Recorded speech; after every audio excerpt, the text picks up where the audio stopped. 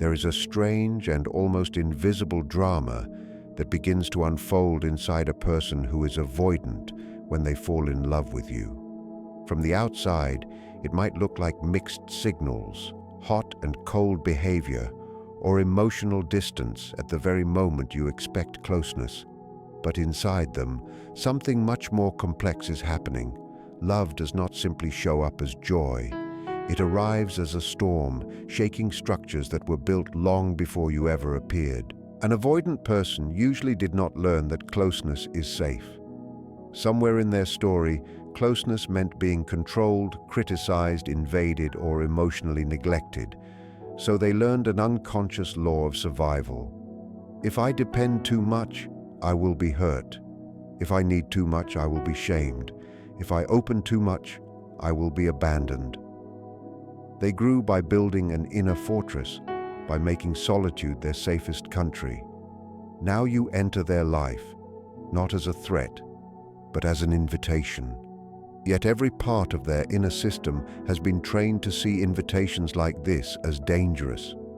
When they start to love you, they feel two opposite movements at the same time. One movement is toward you. Your kindness calms them. Your presence lights up a part of them that has not felt seen for years. Your voice, your patience, your way of understanding them creates a feeling they rarely admit. Maybe I'm not alone. Maybe someone can meet me where I am. This awakens a quiet longing for connection, for being known, for finally resting in someone else's presence without having to guard every emotion. The second movement, however, is away from you. The very moment they feel this warmth, another voice rises. Careful. This is how it begins. This is how you lose yourself. Their body remembers old moments of being criticized when they asked for comfort, ignored when they showed vulnerability, or shamed when they expressed need. Those experiences did not disappear. They sank into the unconscious, waiting. Now, when they feel love for you, those memories wake up like ghosts. The past whispers through the present. Do not trust this. You will pay later. When an avoidant person falls in love, the experience does not arrive as a simple emotional event. It touches the very structure of how their personality learned to survive. For someone who is avoidant, emotional distance is not just a preference. It is an architecture, a carefully built inner system designed to keep chaos, criticism, and emotional invasion away. They grew up in environments where needing too much, feeling too deeply, or depending on someone was either punished, ignored, or subtly shamed. Over time, their psyche concluded that safety meant self-sufficiency, control, and a strong separation between their inner world and other people. So when love appears, it is not simply about losing freedom. It is about a threat to the inner structure that has kept them psychologically intact for years. Imagine that structure as a house made of beliefs, reactions, and invisible rules. One rule says, do not rely too deeply on anyone. Another says, you are only safe when you are in control of how close others can get. A third says, if someone gets too close, you will eventually be hurt, criticized, or abandoned. These rules are not conscious. They live in the background, guiding reactions without being questioned. When an avoidant meets someone they truly love, that person begins to bypass these rules simply by being emotionally significant. Your presence, your care, your emotional availability press against the walls of that house. They feel pulled toward you in a way that their system is not designed to handle. Love becomes a pressure on the walls of their identity. This is why they can feel so unsettled when they start to care deeply. Your closeness wakes up needs they have long buried, the need to be seen, to be comforted, to be held emotionally and physically, to be allowed to be imperfect without being shamed. These needs did not disappear in childhood. They were simply exiled. Now, your love calls them back. And when these exiled parts begin to stir, the avoidant person's internal alarm system goes off. The old rules sense danger. If you admit these needs, you will become dependent. If you become dependent, you will be hurt. If you are hurt, you will fall apart. So their psyche reacts not to you as a person, but to what you represent. You represent the possibility of needing, of depending, of losing control, and that feels like an attack on the entire survival system. On the surface, this can look like very confusing behavior. They might say things like, "I'm just not ready for something serious," even while they think about you constantly. They might insist they value their independence, which is true, but what they rarely say is that independence has become synonymous with psychological safety. Losing freedom is not just about having less time alone. It is about losing the ability to retreat into a protected inner space where no one can shame their vulnerability or reject their true self. When they start to love you, they experience a conflict. Their heart moves toward connection while their inner structure screams for distance. The body keeps a record of past emotional injuries. When your closeness feels warm, it also unconsciously resembles moments from the past when closeness turned into criticism, control, or abandonment. The nervous system cannot easily distinguish between then and now. So love activates old fear. Their muscles may tighten when you get emotionally intense. Their breathing may change when conversations move into deeper territory. Their mind may suddenly become analytical, critical, or detached. These are not random quirks. They are the body and mind defending the psychic structure from being overwhelmed. At a deeper level, love threatens their constructed identity. Many avoidant people unconsciously define themselves as the one who does not need, the one who can handle everything alone, the one who is above the mess of emotional dependency. This identity gives them pride and stability. Falling in love with you exposes the truth that they are human, that they do need, that they are affected, that they can be hurt. It is not just their freedom that feels at risk.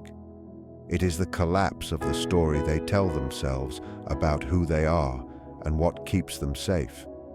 There is a particular kind of inner split that appears when an avoidant person falls in love, and it is not visible from the outside. On one side, there is a very real longing for closeness. They feel drawn to your presence, to the way you listen, to the feeling of being understood without having to constantly pretend. Something in them softens when you are near. Your touch, your voice, your way of caring for small details creates a sense of warmth they rarely experience. This longing is not superficial. It comes from a place in them that has been thirsty for years, a place that quietly hoped someone like you might exist. When they allow themselves to feel this, there is a moment of deep relief, as if their nervous system finally finds a space where it can rest for a while. But almost at the same time, another movement begins inside them. The urge to escape, the very closeness that feeds them, also alarms them. Love pulls them toward you, but an old instinct pulls them back into distance. This is not a rational choice. It is a survival reflex built from earlier experiences where emotional closeness led to pain, pressure, or disappointment. When they start to get used to your presence, an inner voice rises like a warning signal. It says things like, "You are getting too attached," or "This is dangerous," or "Soon they will expect more than you can give." That voice is not about you as an individual. It is about every moment in their history where dependency was punished or where hope was followed by loss. So they live in this constant tension. On certain days, you will feel them leaning in. They might open up about their fears or their past. They might send you a message first, ask about your day, or show genuine curiosity about your inner world. These are not small gestures for them. They are acts of trust. But soon after, it is common to feel them pull away. They might become less available, more distracted, more distant in tone. You can feel the emotional temperature drop, and it can be confusing because nothing obvious happened. Inside them, though, something did happen. The more they allowed themselves to need you, the more their system panicked afterwards. This pendulum between longing and escape often makes them feel trapped in their own mind. When they are close to you, their fear of losing themselves or being hurt rises. When they are distant from you, their fear of losing you rises. They cannot fully relax in either position. With you, they feel exposed. Without you, they feel empty. This is why many avoidant people report feeling restless in love. They are always adjusting the distance, trying to find the exact point where they can feel connected without feeling threatened. But that perfect point almost never stays stable for long. You may notice this in small patterns. They might initiate a deep conversation late at night, sharing thoughts they never share with others. You feel the connection become rich and real. Then the next day they respond with flat messages or talk only about practical things.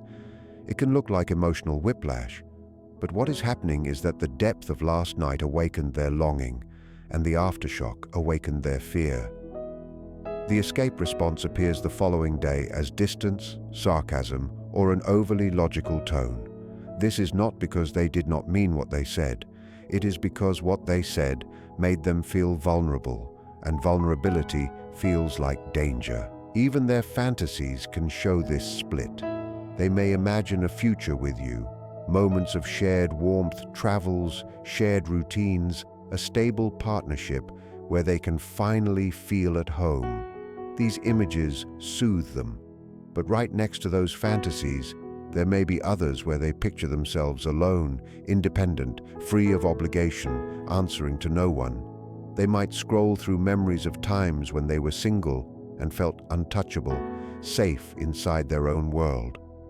Both sets of images live side by side, and they oscillate between them when they feel stressed. At a deeper level, this tension is not just about you or the relationship. It is about their relationship to their own need for connection. Part of them despises that need, sees it as weakness, something that can be exploited. Another part of them aches to surrender to it, to finally stop holding their emotions at arm's length. So when they are with you, you are not only facing their feelings for you, you are facing their fight with themselves. Every time they come closer, they are pushing against their own instinct to run. Every time they pull away, they are trying to protect the part of them that once learned that needing others is unsafe. When an avoidant person falls in love, their first instinct is not to pour out everything they feel, but to contain it. Inside, the feeling may be intense, surprising even to them, but what you see from the outside is controlled expression, carefully filtered through reason, timing, and behavior. They grew up in a world where raw emotion was either unsafe, ignored, or used against them, so they learned an old rule. If you want to stay intact, you must never let your inner world spill fully into someone else's hands. Love, then, is not expressed as overflow, it is expressed as management. They do not surrender to the current. They watch it, direct it, and only allow small streams of it to become visible. This is why their affection often appears in practical forms. They may not say, "I can't stop thinking about you," even if they do. Instead, they remember that your back hurts and adjust something in your environment to make you more comfortable. They may not say, "I'm scared of losing you," but they quietly show up when you are in trouble, staying longer than they planned. They express care by solving problems, fixing things, giving advice, or organizing what feels chaotic in your life. To them, this is not superficial. It is a way of loving that allows them to remain in control of their own vulnerability. The act says, "You matter," while protecting them from the terror of saying, "I need you." Emotion, for them, is something that must be handled like electricity. Too much open contact, and it can shock, burn, overwhelm. So they wrap it in structure. They might keep conversations on intellectual ground, turning feelings into analysis. They discuss what makes sense instead of what hurts. They use humor to deflect intensity. They keep their messages short, measured, and sometimes dry. even when their chest is heavy with longing. To someone who is more emotionally expressive, this can feel like distance. But inside the avoidant psyche, this is how they keep love from breaking through defenses that took years to build. There is also a deep fear of emotional humiliation. Somewhere in their past, perhaps, they opened up and were met with ridicule, indifference, or betrayal. The memory of that exposure sits in their body like a warning signal, so when they imagine confessing how much they care, their nervous system floods with images of being seen as weak, needy, or foolish. The idea of losing dignity is almost as painful as losing the relationship. To protect themselves, they choose control over confession. They will stand by your side in difficult moments, but they may stay quiet when you ask them directly, "What do you feel for me?" This controlled expression can also appear as criticism or emotional distance at the very moment their love is strongest. When they feel too much, they instinctively tighten. They watch themselves from the outside, evaluating, adjusting, cutting off what feels excessive. If they notice that they are becoming too dependent on your presence, they might unconsciously look for your flaws, exaggerate small problems, or focus on what annoys them, not because they do not care, but because they are trying to shrink the intensity they feel. Love is allowed to exist, but only within the limits their ego believes it can survive. At an unconscious level, there is a split. One part of them feels deep tenderness, longing, and admiration. Another part stands guard with folded arms, making sure that none of that tenderness puts them at risk. When they buy you something thoughtful, stay up late to help, or protect you in subtle ways, the tender part is in charge. When you ask, "Why do you feel so distant lately?" the guard comes forward, denying, minimizing, or changing the subject. Both parts care about survival, but they speak different languages. One speaks through action, the other through control. If you pay attention, you can often feel the emotion behind their restraint. It appears in the way they look at you when you are not watching, in the small pauses before they answer a vulnerable question, in the rare moments where their voice softens and they let a little more truth slip out than they intended. These cracks in their composure are not accidents. They are signs of an inner conflict between the old program that says, "Hide your heart," and the new desire that says, "Let this person see you." For the avoidant person in love, the challenge is not that they feel too little. It is that they feel too much to trust it safely. So they drip their love out in small, manageable doses, wrapped in acts of service, dry humor, practical support, and guarded words. Inside, there is often a quiet hope that you will understand what these gestures mean, without demanding that they turn the entire flood of their inner world into speech before they are ready. When someone with an avoidant style falls in love and real intimacy begins, it is not just a pleasant closeness for them. It is like shining a bright light into a basement they have kept locked for years. On the surface, they may look calm, controlled, even detached. But inside, intimacy pulls up old, buried material they would rather never see again. What you experience as tenderness and connection, they often experience as exposure.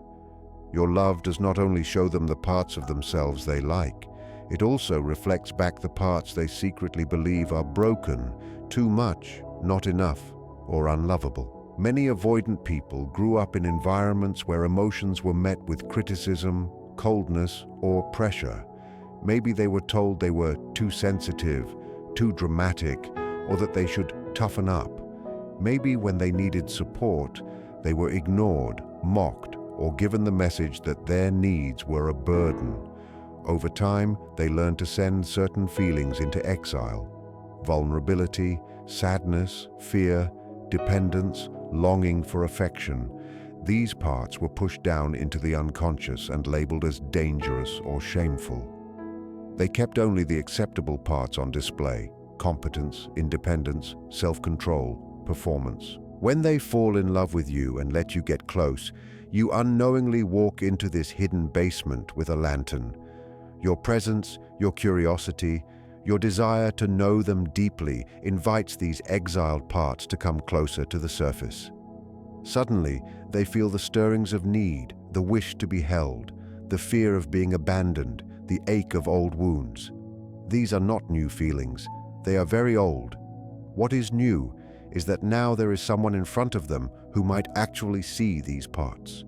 And that is where shame begins to rise. Shame is not just, I did something wrong. Shame is, there is something wrong with me. When an avoidant person looks at themselves through the mirror of intimacy, they often do not see what you see. You might see strength, depth, quiet care, unique ways of loving. They see their own limits, their difficulty staying open, their urge to withdraw, their clumsy responses when emotions are high, their inability to give you the kind of constant emotional availability they think you deserve. Love becomes a test they are sure they are going to fail.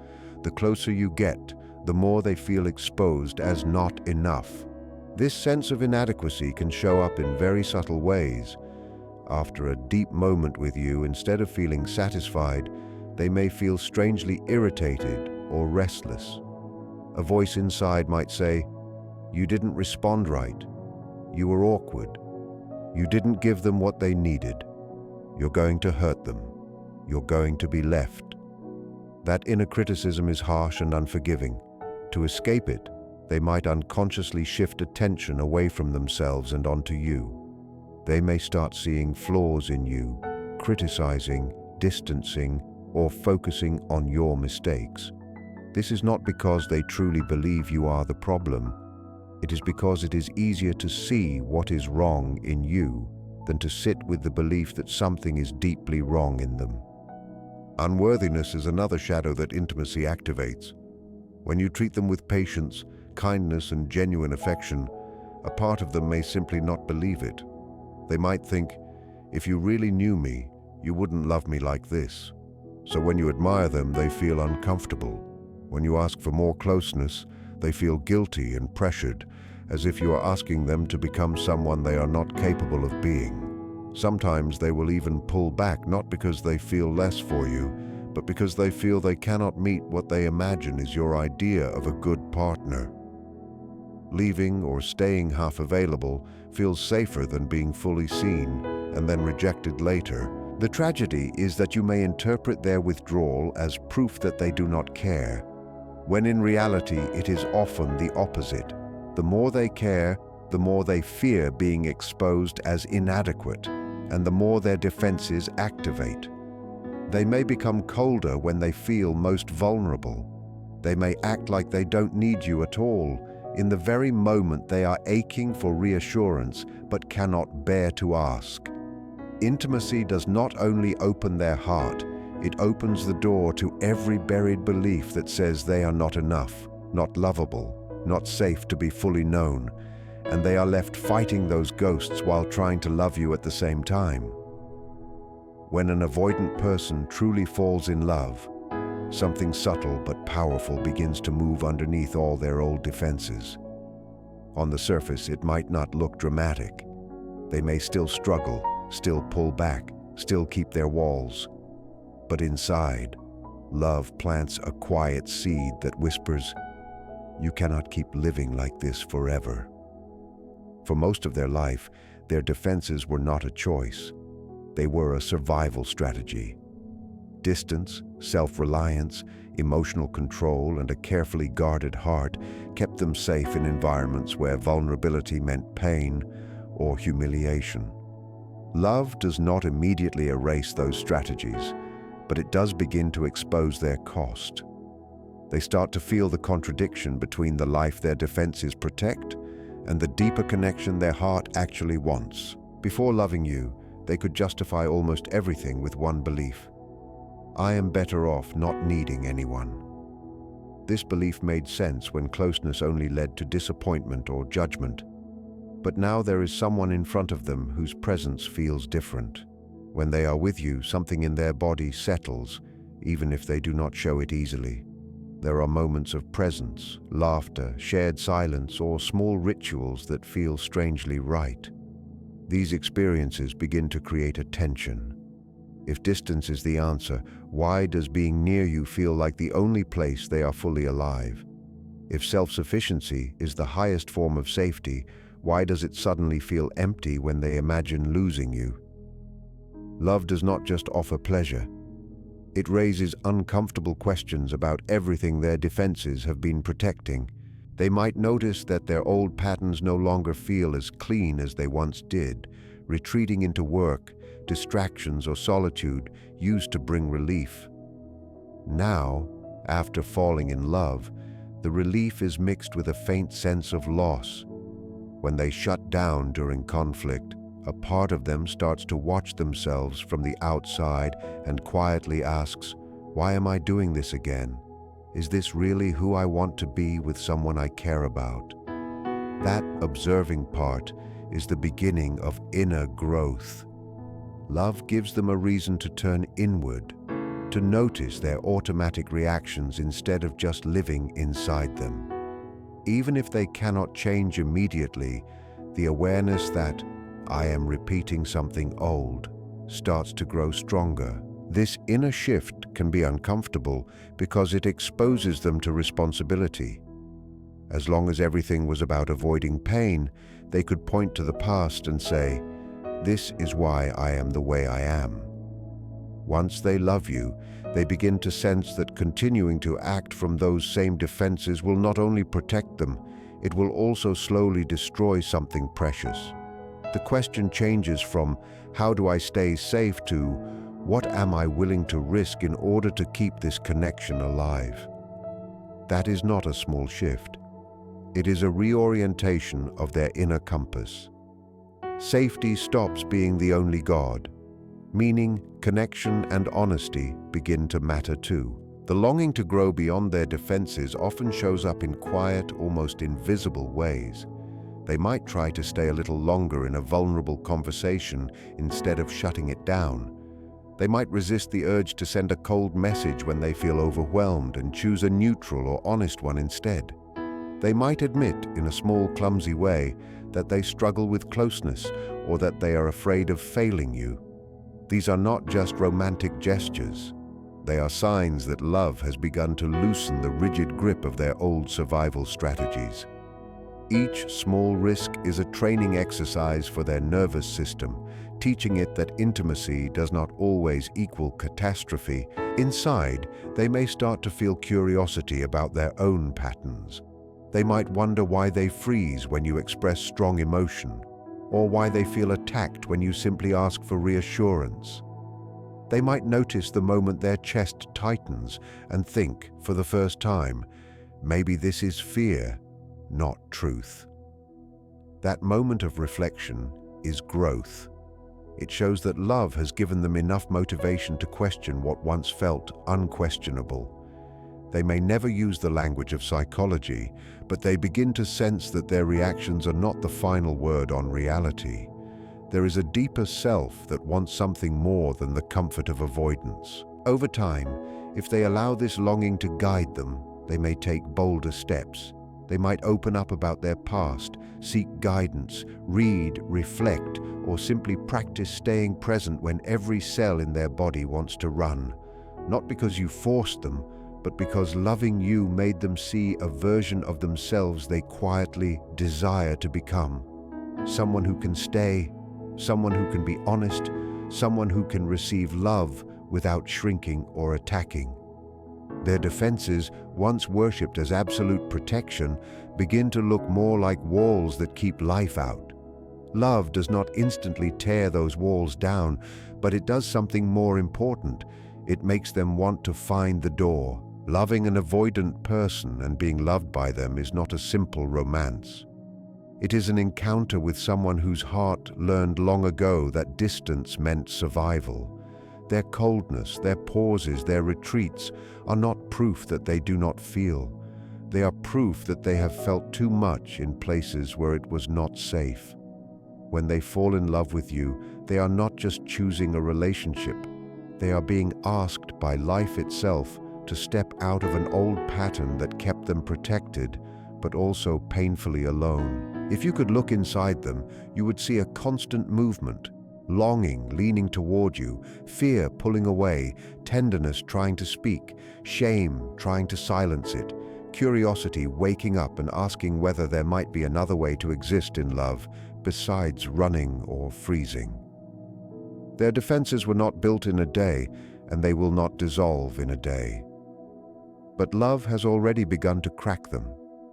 Every time they notice their own reaction and question it, every time they stay soft for one breath longer than they used to, every time they return after shutting down instead of disappearing completely, something in them is evolving. For them, love with you is not just about comfort or companionship. It is a mirror and a doorway.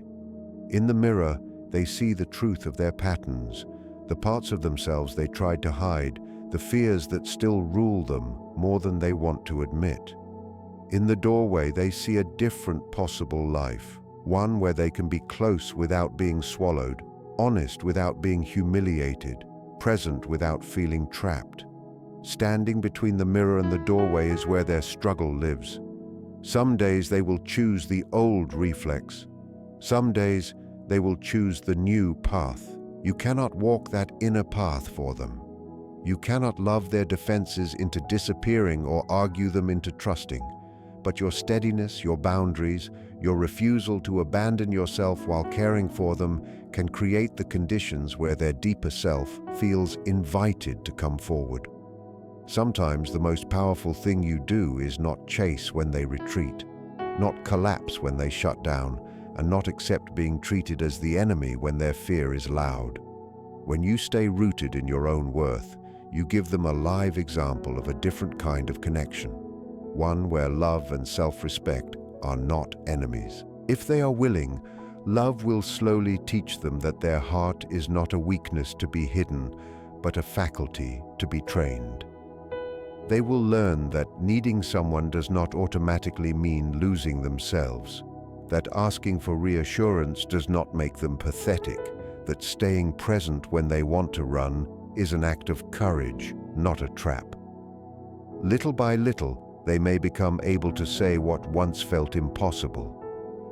I struggle with closeness, but I want to try. I am afraid, but I don't want to live only by fear anymore. And perhaps that is the deepest truth of how an avoidant feels when they are in love with you. Beneath all the defenses, there is a very human wish to finally rest in a connection that does not demand their extinction, to be loved without being controlled, to be seen without being shamed, to stay without feeling imprisoned. If they choose that path, then loving you becomes more than a relationship. It becomes a turning point in their story, where survival is no longer the only goal and genuine connection becomes a risk they are finally willing to take.